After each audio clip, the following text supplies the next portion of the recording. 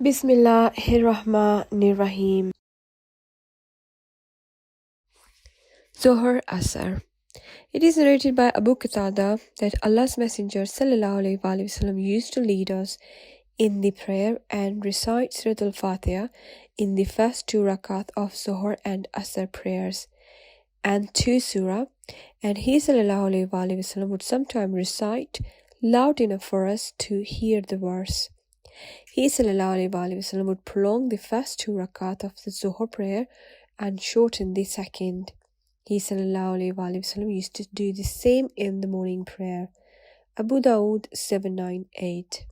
It is narrated by Abu Sa'id al-Khudri that we used to estimate how long Allah's Messenger ﷺ stood in the Zuhr Asr prayer, and we estimated that he stood in the first two rak'ah of the Zuhr prayer as long as it takes to recite 30 verses of Surah Sajda, and we estimated that he ﷺ stood in the last two rak'ah half the time he ﷺ stood in the first two rak'ahs.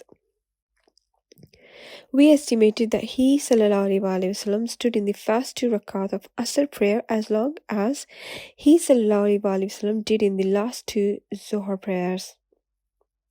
And we estimated that he stood in the last two rakat of the Asr prayer half the time he ﷺ did in first two. Abu Dawud 804. It is narrated by Jabir ibn Samura. When the sun declined, Allah's Messenger ﷺ offered Zuhr prayer and recited similar surah in the Asr prayer. In the other prayers except the Fajr prayer, which he ﷺ used to prolong. Nisai 993. It is narrated by Jabir ibn Samura that the Holy Prophet ﷺ recited Surah Tariq and Surah Al-Buruj in Asr and Zuhr prayers.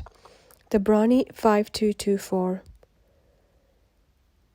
It is narrated by Anas ibn Malik that the Allah's Messenger ﷺ offered Zuhr and Asr prayers and recited Surah Al-Ghashiyah and Surah Al-Ala.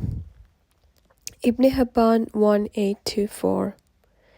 It is narrated by Anas ibn Malik that Allah's Messenger ﷺ offered Zuhr prayer and recited Surah Al-Shams. Nisai 993.